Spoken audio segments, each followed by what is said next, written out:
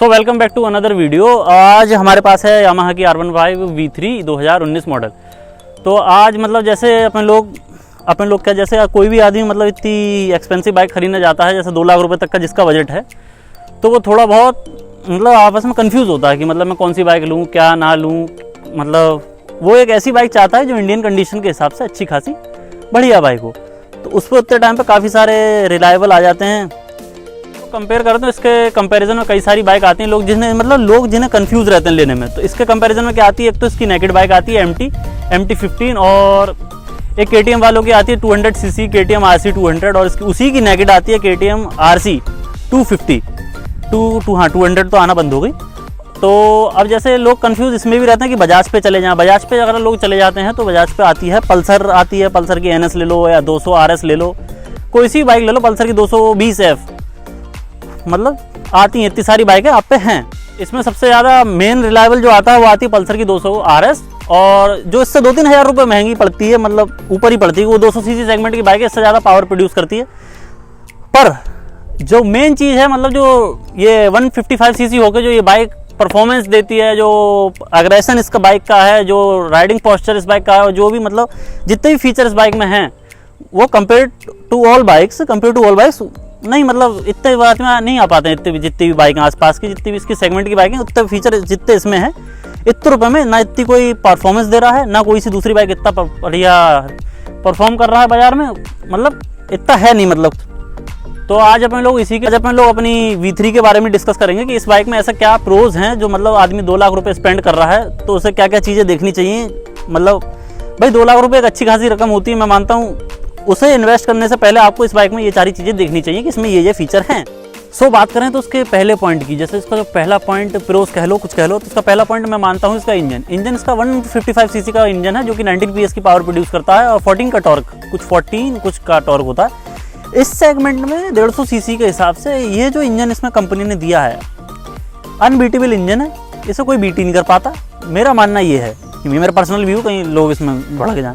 इस सेगमेंट के हिसाब से अगर देखा जाए तो बाइक बहुत अच्छी पावर प्रोड्यूस करती है, और एवरेज के साथ जो कि VVA की वजह से सब एडजस्ट हो जाता है। 150 के हिसाब से इसकी जो टॉप एंड रहता है वो 150 प्लस का टॉप एंड रहता है, अगर आपका राइडर सही क्विक शिफ्ट कर रहा है तो। ये तो था इसका पहला प्रोज। अब बढ़ते हैं दूसरे प्रोज की तरफ। दूसरा प्रोज इसका मैं मान के चलता हूँ इसके लुक्स। इतना एग्रेशन भरा लुक, इतना एग्रेसिव लुक, और बिल्ड क्वालिटी के साथ जो मतलब इन लोगों ने लुक दिया है बाइक का, जिस हिसाब से 150 सीसी के सेगमेंट में जो बाइक है, नेकेड बाइक ले लो कोई भी। पहली बात, हमारे इंडियन मार्केट में इतनी फेयर बाइक है नहीं 150 सीसी में, और 150 सीसी में जितनी बाइक है उनका जो लुक है वो बिल्कुल मतलब मुझे पसंद नहीं आता। पर वैसे भी लुक तो सब्जेक्टिव होते हैं कि किसी को क्या पसंद आता है, किसी को क्या पसंद आता है नहीं। तो मेरा मानना यह है कि 150 सीसी के हिसाब से जो इस बाइक का जो लुक है, जो राइडिंग पोस्चर इस पर बैठने का है, वो बहुत ही अच्छा बनाया गया है। मतलब इतने सीसी के हिसाब से ये चीज़ इसकी बिल्कुल परफेक्ट है। जो मतलब अग्रेशन दिया है बाइक में, जो उसकी लाइटें हैं, जो उसकी फीरिंग दी है मतलब पीछे से, और जो उसकी इंडिकेटर जितने भी मतलब सब हो गए, तो काफ़ी कॉम्पैक्ट है। और खासकर तो इसका ये ब्लैक कलर, जितनी भी यामाहा V3 मतलब मोस्टली बिकती हैं, वो मैं मानता हूँ तो उसमें से कम 50% शेयर तो केवल ब्लैक वाली का रहता होगा, कि ब्लैक वाली का तो अलग ही कर दो, क्योंकि ब्लैक कलर में तो ये मतलब एक अलग ही लेवल पर अच्छी लगती है। ये था इसका दूसरा पॉइंट। और अगर इसका थर्ड प्रोज अगर काउंट अपन लोग करते हैं तो इसका है स्पीडोमीटर जो इस बाइक में दिया गया है वो अच्छा खासा बड़ा, इतनी बड़ी स्क्रीन दी गई है, जो कि मतलब as compare to all other bikes, किसी में एनालॉग RPM दे देना, किसी में कुछ दे देना, किसी में कुछ जानकारी नहीं मिलती है। वैसे KTM वाले भी सारा प्रोवाइड करवाते हैं, पर KTM का बड़ा छोटा सा यूनिट होता है, इसका यूनिट एक अच्छा आता है। और सबसे बड़ी बात, इसमें वेलकम नोट आता है। जैसे आप अपनी बाइक ऑन करोगे तो आप 6 लेटर का कुछ भी उसमें फिक्स कर सकते हो। जैसे मेरा निकनेम हनी है, तो मैंने हनी फिक्स कर रखा है उसमें। और जब आप बाइक को टर्न ऑफ करते हो तो उसमें CUV लिख के आता है। ये एक अच्छा टच देती है कंपनी। और जैसे कोई सी बाइक ले ले तो आप KTM की जैसे कोई सी बाइक हो गई, इसमें इतनी सी घड़ी सी दे देते हैं, उसमें मतलब मज़ा नहीं आता इतना, जैसे कंपेयर अपन लोग करते हैं तो और दूसरी किसी बाइक से। तो इसका मीटर उसके मुकाबले अच्छा है। एक इंटीग्रेटेड सी आपको RPM लाइट मिल जाती है, जो कि 10,500 RPM पे क्लॉक करती है जाके। वो भी आप अपने हिसाब से कस्टमाइज़ कर सकते हो कि कितने पे जाके क्लॉक कर रही है। और रही बात कि इंस्ट्रूमेंट क्लस्टर की लाइट की ब्राइटनेस भी आप अपने हिसाब से एडजस्ट कर सकते हो, कि 2 बटन दिए गए हैं, उनमें अपने आप कर सकते हो। और ऐसा किसी में फीचर नहीं दिया कोई सी बाइक में आप जो सोच रहे हो कि मैं इससे खुद से कर सकता हूँ। और अगर अपन लोग बात करें इसके बहुत ही सबसे ज़्यादा बड़े प्रोस की, तो वो है इसका माइलेज। ये बाइक मतलब जिस हिसाब से इसका अग्रेशन है, जिस हिसाब से इसकी पावर है, जिस हिसाब से पावर डिलीवरी देती है, जिस हिसाब से मतलब इसकी परफॉर्मेंस है, उस हिसाब से इसकी जो माइलेज है वो तो मतलब एक अलग ही लेवल पे चल रही है। कि आप ये सोचो कि 100 रुपये का डाला और घूमो, तो वो इसमें हो सकता है पॉसिबल। KTM में आप डलवाओ 100 रुपये का तो भूल जाओ, क्योंकि इंडिया में आपस में इंडिया वालों की सोच वैसे भी ज़्यादा इसी काम में लगी है। तो कितना देती है, मेन क्वेश्चन इज डेट कि कितना देती है। वैसे भी तेल आजकल इतना महंगा होगा, तो 100 के आसपास तेल चल रहा है। तो पेट्रोल अंदाजा मान के चलो कि मेरे को जो उसकी क्लेम माइलेज मिलती है, क्लेम माइलेज इसकी कंपनी तो वैसे क्लेम करती है 50 के आसपास। और बाइक अगर कितना भी मैं थ्रोटल खींच लेता हूँ इसका, कितना भी मतलब आप समझो कि 3 डिजिट में मैं जितना भी रहूँ, मतलब 100 से ऊपर मैं जितना भी रह सकता हूँ, 100 से ऊपर भी अगर मैं रहता हूँ तो मेरी गाड़ी आराम से कुछ नहीं तो 40 to 42 का माइलेज क्लेम करती है। और अगर आप 6000 RPM के नीचे रहते हैं तो गाड़ी आपकी 50+ एवरेज देगी ही देगी। आप ये सोचो कि नहीं देगी। ये BS4 वाली है, ये तो थोड़ा कम और देती होगी, BS6 वाला तो और ज़्यादा देती है। अब वो अपने राइडिंग पोस्चर के हिसाब से होता है कि आप किस प्रकार से अपनी बाइक चला रहे हो। क्योंकि कुछ लोग होते हैं वो RPM को ऐंठते चले जा रहे हैं, 10,000 पे RPM क्लॉक कर रहा है, उन्हें कोई मतलब नहीं है कि कितना क्या हो रहा है। तो RPM ज़्यादा होने के कारण गाड़ी कम माइलेज देती है। फिर आदमी कहता है कि मेरी गाड़ी कम माइलेज दे रही है। हाँ, तो जैसे आप अगर कंपनी के ये सोचते हो कि आप इतना कम एवरेज दे रही है बाइक, कई लोग परेशान होते हैं कि स्पोर्ट्स बाइक ले लेते हैं वो लोग, और वो ये सोचते हैं कि मतलब एवरेज जो रहेगा कि बहुत कम रहेगा, कि 25 से 20 के तक का एवरेज कोई भी मतलब स्पोर्ट्स बाइक अगर लेते हो जो FI होती है, जैसे KTM हो गई, KTM की आप कोई सी भी बाइक ले लो, आपको एक अप्रॉक्स एवरेज जो मैं मान के चल रहा हूँ, ज़्यादा से ज़्यादा 30 दे देगी भाई। उससे ऊपर तो किसी कीमत का देनी नहीं है, भूल जाओ। कितना भी आप मतलब लो राइड करो, कितना भी आप हार्श राइड करो, कुछ भी कर लो, आप 30 से ऊपर का एवरेज ना देगी। और इसका आप कुछ भी कर लो, कितनी भी भगाओ, कुछ भी करो, 40 से ऊपर का एवरेज देना ही देना है किसी भी कीमत पे। 40 से नीचे का एवरेज नहीं देगी। एडोगी ज़्यादा से। और बढ़ते हैं अब इसके 5th पॉइंट की तरफ। 5th पॉइंट जो इसका प्रोज में गिनूंगा वो है इसका ABS डबल चैनल ABS मिलता है आपको 155cc सेगमेंट बाइक में। बात ABS की नहीं है, बात ABS कई बाइकों में आता है। इस सेगमेंट की कई बाइकों में आपको ABS देखने को मिल जाएगा। पर जो इसकी जो ब्रेकिंग है वो एक नेक्स्ट लेवल ब्रेकिंग होती है। जो मतलब जो यामाहा वाले जो इसका जो ABS दिया है, यामाहा वालों ने वो इतना स्पोर्टी डिजाइन कर दिया है, जाने क्या करा है। मतलब as compare to other bikes, आप जैसे अपाचे का ले रहे हो, अपाचे का आप ले लो, माना है अपाचे इससे चीपर बाइक है इसके मुकाबले, पर जो यामाहा वालों ने जो इसमें जो बाइट दी है, आप ब्रेक मारो, जो स्टॉक जो ब्रेक है आपके यामाहा के, वो मतलब एक अलग ही लेवल का बाइट देते हैं वो as compare to other bikes. वो कोई सी भी मतलब इतना तगड़ा बाइट नहीं देती है, जिस प्रकार से मतलब V3 में जो इतना बाइट आता है, ऐसा बाइट तो आपको मिलेगा नहीं आसपास की किसी बाइक में।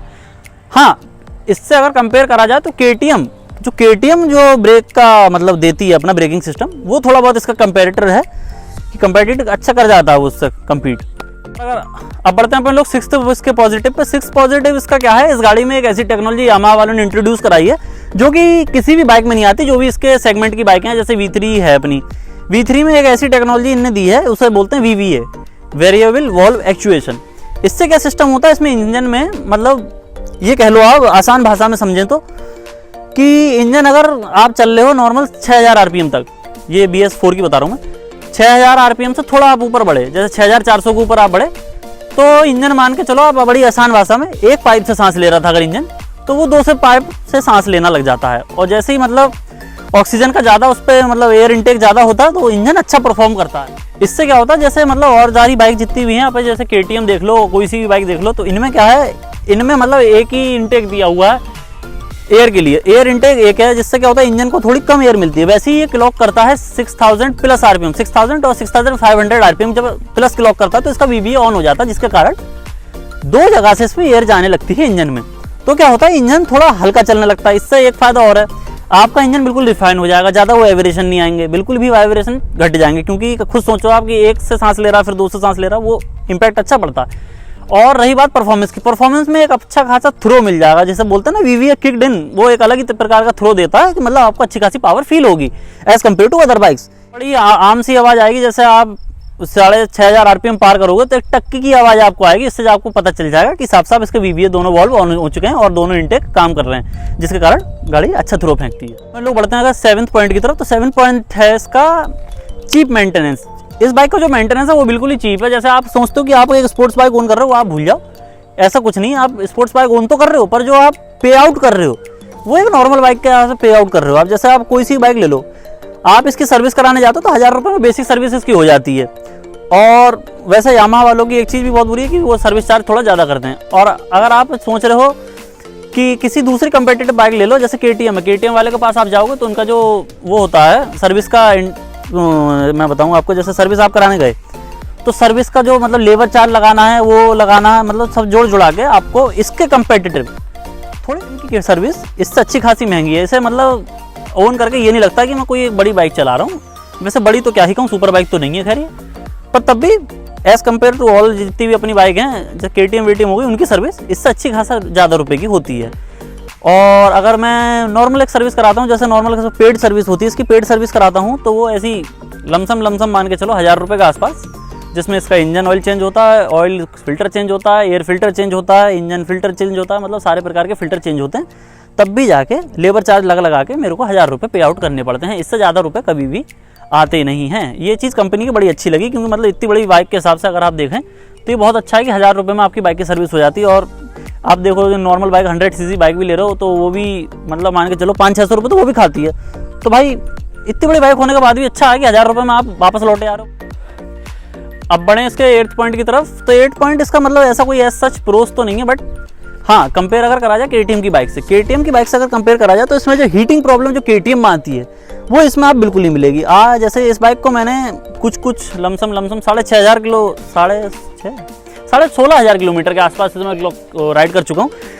तो आज तक इसका रेडिएटर जो है वो मुझे केवल 4-5 बार चलता हुआ मिला है। जैसे ज़्यादा ही जब मैं दिल्ली से चला के लाया था तो भीड़ में थोड़ा चल गया था, मतलब ऐसा चल जाता। वरना अगर आप कंपेयर करें जैसे KTM के रेडिएटर से, जो हीटिंग की प्रॉब्लम जो KTM देता है और जो साउंड इफेक्ट जो आता है ना, जो आपको हूँ की जो आवाज़ आती है उसमें रेडिएटर पे चलने, वो बिल्कुल भी आपको इसमें नहीं आएगी। आप इसे कहीं भी ले जाएं, कितनी भी तेल ले जाएं, जब काम पड़ता है रेडिएटर तो वो बिल्कुल अच्छा वर्क करता है। कोई हीटिंग का प्रॉब्लम नहीं है कि मतलब आप बैठे और बाइक आपको इधर से इंजन से इंटेक में से हवा आ रही है। क्योंकि जैसा आप ट्रैफिक कंडीशन में जाते हैं तो यहाँ से हवा आने लगती थी, हीट प्रॉब्लम होती तो टांग वांग मतलब जल जाती है, आपके लेग वैग जलती की यार मतलब जलती नहीं है, और मतलब ऐसे गर्माहट सी फील होती है इंसान को। पर इतना पैसे दे के भी ये चीज़ फील हो तो आदमी मतलब थोड़ा बोर सा होता है कि भैया क्या है ये, मतलब अच्छा नहीं लगता उसे। अब बढ़ते हैं इसके 9th पॉइंट की। 9th पॉइंट जो इस बाइक का बड़ा ही शानदार मुझे लगा वो है इसकी build quality. Build quality as compare to all other bikes. जैसे आप बजाज की कोई सी बाइक ले लो, बजाज की बाइक आप ले लोगे एक समय तक, जैसे 500 किलोमीटर आपके हो गए, 500, 1000, 1500, वैसे ही आप 2000 प्लस जाओगे। तो अब जब उसकी सर्विस आप कराने जाओगे तो उसमें कभी उसका टैंक आवाज़ कर रहा होगा, कभी उसकी फाइबर आवाज़ कर रही होगी, कभी उसके साइलेंसर में से आवाज़ आ रही होगी, कभी चैन से आवाज़ आ रही होगी। ये सब इसमें बिल्कुल भी नहीं मिलेगा। मतलब इसकी जो फिटिंग फिनिश और इसकी फिटिंग जो दी है ना, मतलब कंपनी वालों ने, वो as compare to other bikes बहुत अच्छी दी है। KTM का तो खैर कहेंगे नहीं, KTM का अच्छी बिल्ड क्वालिटी है, जो बात है सो है। पर एज कम्पेयर टू अपने बजाज की बाइकों से उसकी यामाहा की जो फिनिशिंग दी है वो बहुत अच्छी दी है। हाँ, पर एक जो जब नई अपनी V3 जब नई आई थी तो उसमें एक बड़ा ही बेकार सा पॉइंट आ रहा था कि जब इस पर थोड़ा सा प्रेशर इधर से पड़ रहा था तो ये यहाँ से खुल जाती थी। इसके जो नक्के थे ये पता नहीं क्या थे, फिर बाद में कंपनी ने वो प्रॉब्लम रिसॉल्व कर दी। तब से लेकर आज तक इस बाइक में ऐसा कोई बिल्ड क्वालिटी के लेकर इशू नहीं आया। और मतलब जो उसके पार्ट्स जो हैं वो बिल्कुल ही मतलब कोई भी वाइब्रेशन नहीं, किसी भी प्रकार की। आप कितना भी हाई रैप कर दो गाड़ी को 10,500 RPM तक मैं उठा देता हूँ, तब भी कहीं से कहीं तक बिल्कुल भी वाइब्रेशन कोई आता नहीं है। जैसा आप अपनी अपाचे उठा के देख लो, अपाचे में आपको साफ पता चल जाएगी, जब 5-10 हज़ार RPM आगे बढ़े आपको साफ पता चल जाएगी आपका एग्जॉस्ट आवाज़ कर रहा है, कभी कुछ आवाज़ कर रहा है। वो आपको V3 में बिल्कुल भी दूर दूर तक देखने को नहीं मिलेगा। इसके लास्ट पॉइंट की तरफ, प्लस पॉइंट की तरफ, वो है इसका स्लीपर क्लच का सिस्टम।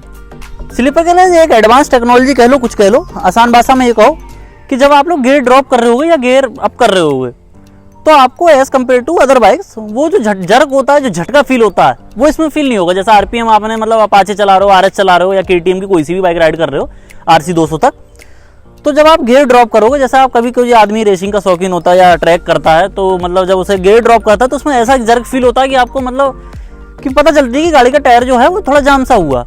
इसमें आपको बिल्कुल भी किसी से हद तक पता नहीं चलेगी। तो वो जो जर्क जो आपको KTM वेटीएम कोई सी बाइक में फील होगा वो आपको इसमें बिल्कुल कहीं से कहीं हद तक बिल्कुल भी फील नहीं होना है, क्योंकि इसमें आता है हमारा स्लीपर क्लच।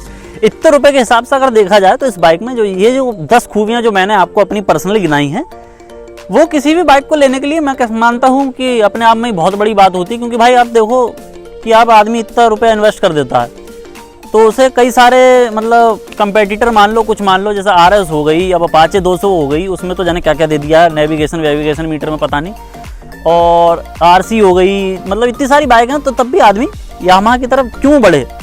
तो ये जो मेन आपको मैंने 10 बताया, ये मैं मानता हूँ कि ये कुछ ऐसे पॉइंट्स थे जो आप अपनी शॉर्ट लिस्ट कर सकते हो। आप इन चीज़ों को देख सकते हो, आपको क्या नीड है, आपको क्या नीड नहीं है, उसी हिसाब से आप अपने कर सकते हो मतलब चूज बाइक अपनी। बस आज की वीडियो में इतना था। Thanks for watching this video.